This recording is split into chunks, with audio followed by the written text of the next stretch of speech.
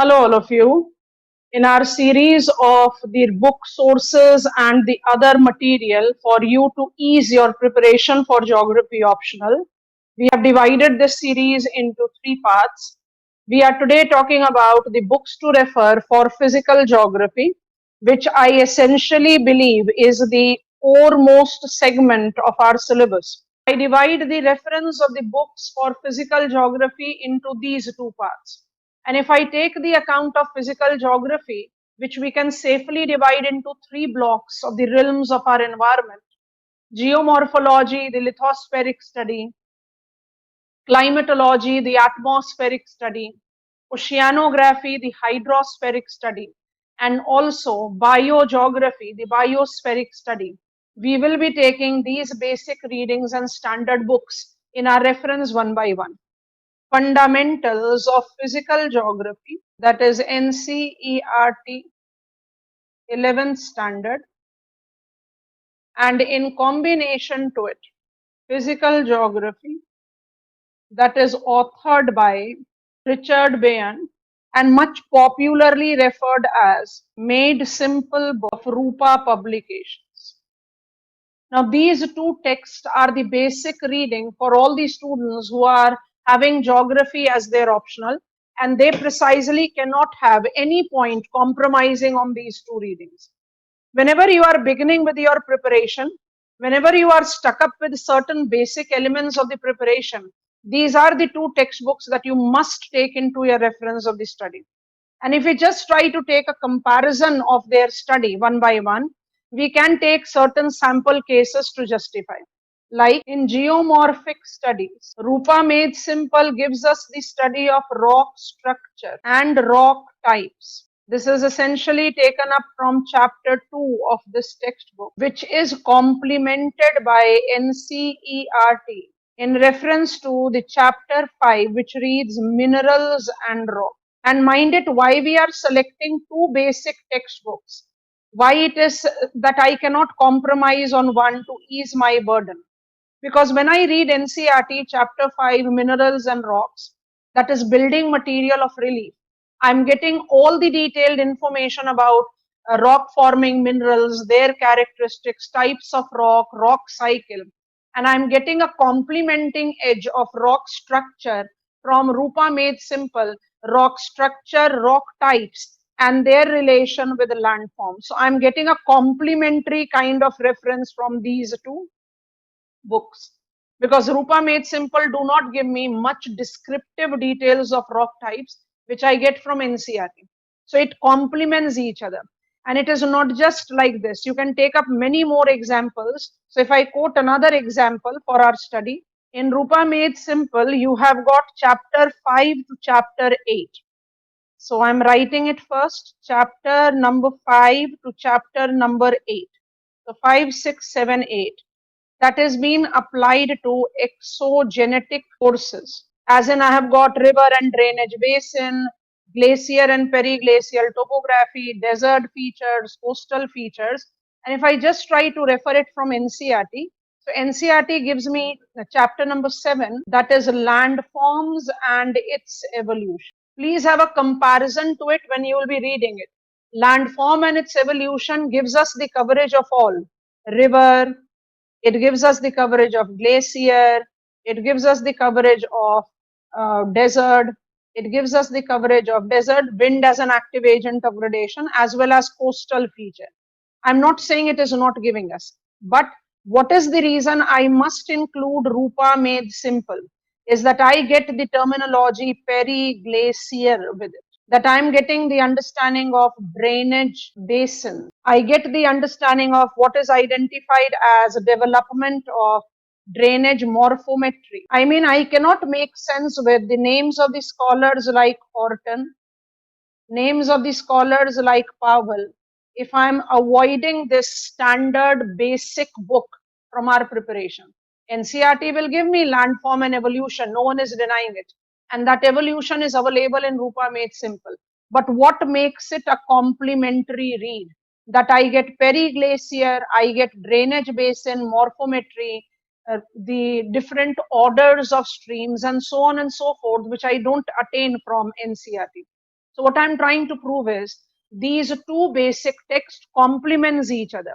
And this complementarity can also be justified with one more aspect that I can compare, one more complementarity that I can ask you to take into reference, where I give upper edge to Rupa Made Simple, is that in this text there are two chapters, chapter 4, namely slopes, as well as chapter 9, namely landscape development, that provides me with additional information that I must possess with geography as my optional, because landscape development gives me the understanding of cyclic, non-cyclic development of topography, which I don't see in the basic reading of NCERT.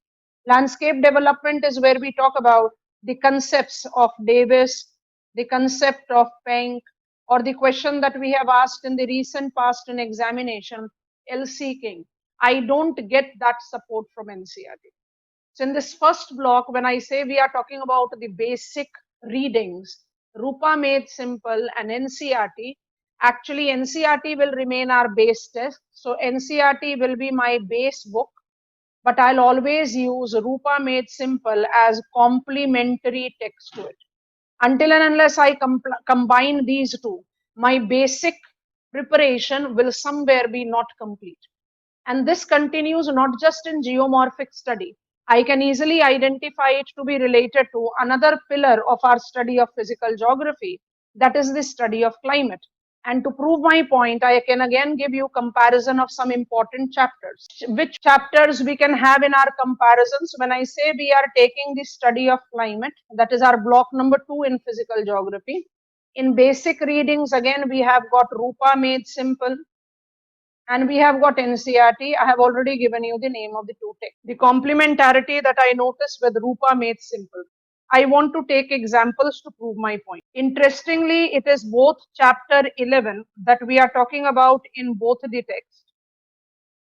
So chapter 11 of NCERT and chapter 11 of Rupa Made Simple gives us near similar content. Heading is slightly different. In NCERT, it reads water in atmosphere. I'm just selecting some of the sample cases to prove my point, and you need to understand that. And we have got moisture in atmosphere as the heading that goes with Rupa Made Simple. Meaning is same. We are talking about availability of water vapor and all the factors of it in terms of humidity and types. But what makes Rupa Made Simple a complementary text? That it talks about adiabatic changes, it talks about stability and instability in the atmosphere, which precisely cannot be ignored by any student of geography optional. And this comparison do not stop at this point only. I do incorporate it in the another chapter, actually chapter for NCERT, and it is chapters for Rupa Made Simple. I'm talking about chapter 15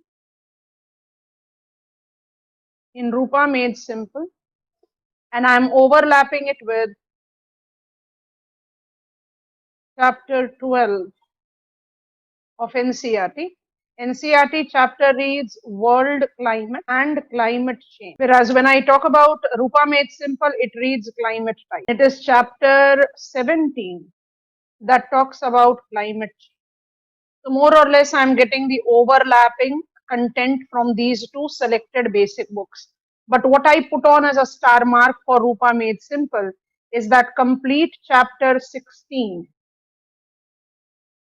is being devoted to the local climate, which not just make my study much more comprehensive about the climate types, but it also makes me understand and interpret that local climate actually makes me understand what is called interesting and important weather mechanism. So it actually makes my understanding much more foolproof, even when it comes to the second pillar of our study of physical geography, climate. So when I'm taking comparison of the basic textbook, NCERT remains my base textbook, but Rupa Made Simple Part 1 is excellently complementing it. Now coming to the standard books for the preparation of our geography optional, we have got two prominent texts which cannot be compromised for our preparation. They are entitled Physical Geography, that is authored by Savindra Singh, and also Modern Physical Geography, that is authored by Strahler and Strahler. After suggesting these two standard books for our preparation for geography optional, I surely want to add all those who are not taking any support of coaching centers, all those who are interested to prepare for civil services on their own, all those who are believer of their self efforts, they must take the comprehensive textbooks authored by Savindra Singh in place of physical geography. As in, I divide physical geography into four parts. So I can easily take up those textbooks: Geomorphology by Savindra Singh, Climatology by Savindra Singh, Biogeography by Savindra Singh, or Environment Geography by Savindra Singh. But if you are taking support of study material, if you are taking classes, Physical Geography by Savindra Singh will suffice. Like NCERT in the basic text, Savindra Singh Physical Geography will be our most prominent foundation book.